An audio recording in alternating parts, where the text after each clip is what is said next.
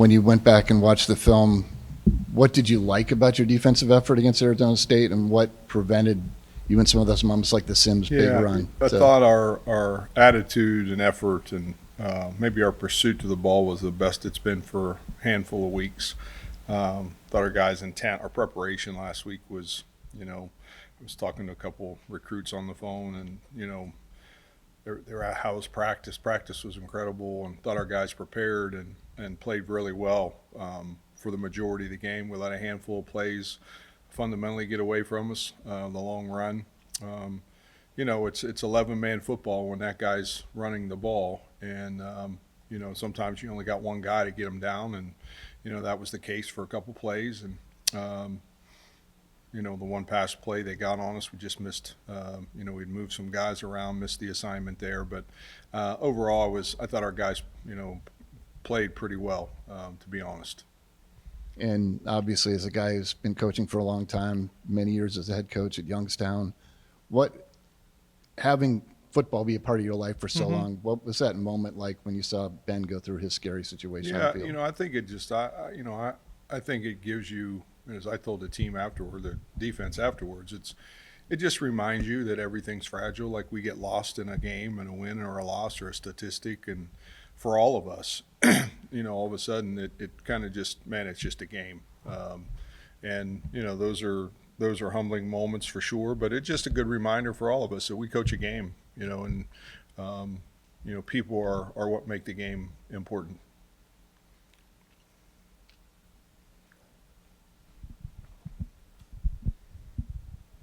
Yeah, how have you seen, kind of your guys, I guess, just manage the emotions of a 4-game losing streak? I think they've been awesome, to be honest. As awesome as you can be. Everybody's, I shared with our guys a couple times. We had a sign outside the locker room when I was at West Point, and it said, that I'm hurt, but I'm not slain. I'm gonna lay down, bleed a while, and rise up and fight again.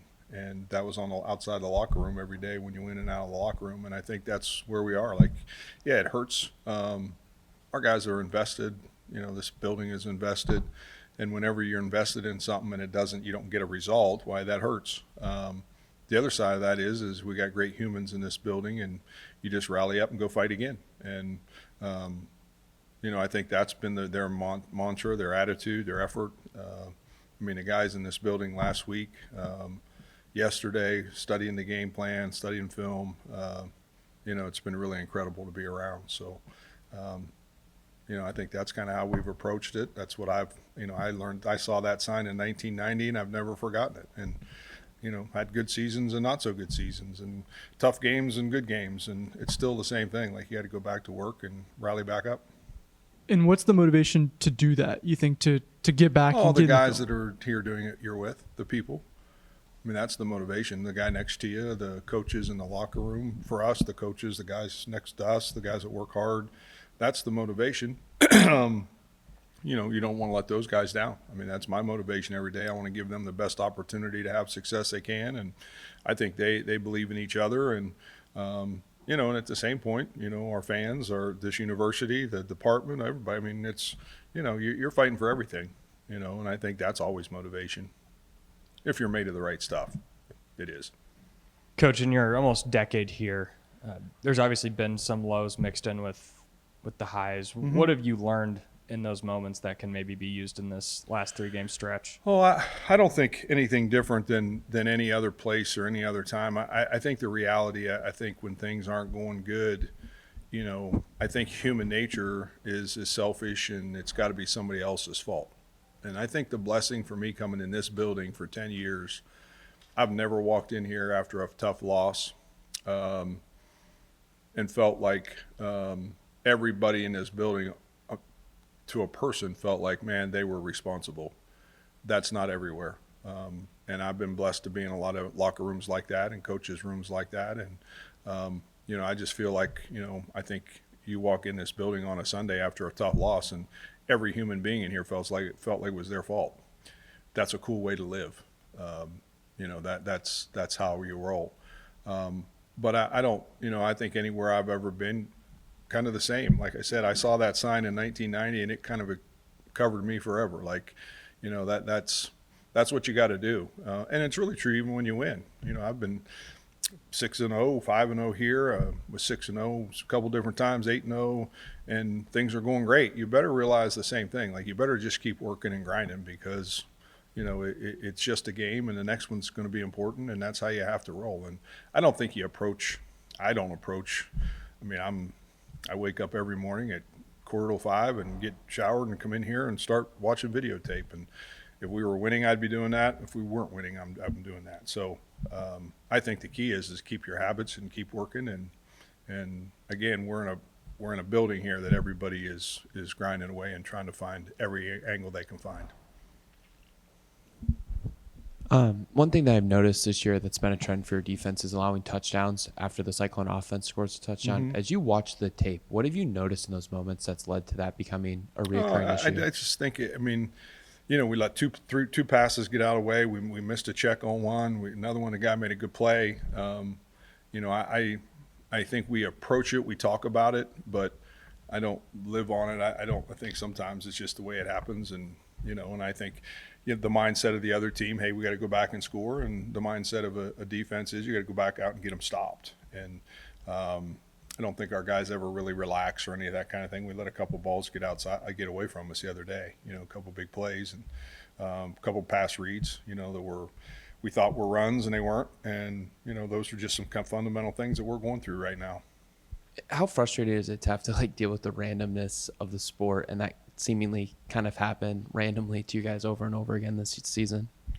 Say that, I don't know if I understand what you're asking. You mentioned there how, you know, sometimes it's random that a team just scores after Iowa State scoring. How frustrating is it to deal with like the randomness of the sport just going against you guys defensively in those instances? Yeah, I don't ever I don't ever look at it like it's against us or whatever. I think it's our job. I tell our guys, and it's been this way since I started coaching defense and my high school coach, and if they don't score, we can't lose.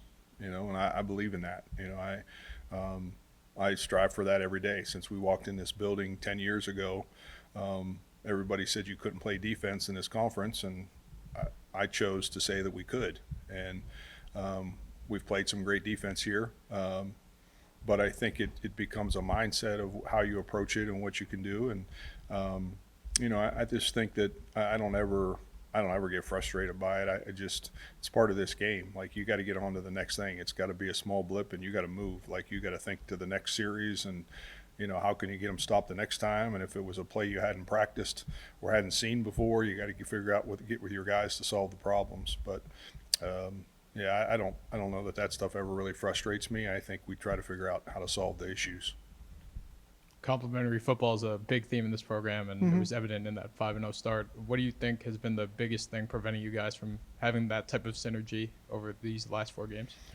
Oh, well, good question, I guess. I think we're all searching kind of for some of the answer. I think some of the, you know, I mean, first of all, you got to give some respect to the teams that you're playing. Like, that's fair. Like, I think the opponents that you play have something to do with how you play. You know, we're not hiding from anyone anymore at this place.